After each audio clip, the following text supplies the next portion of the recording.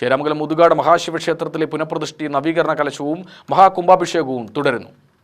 5 ദിവസങ്ങളിലായാണ് ആഘോഷ പരിപാടികൾ നടക്കുന്നത്. 4ാം ദിനത്തിൽ ഭക്തിസാന്ദ്രമായ ചടങ്ങുകൾ നടന്നു.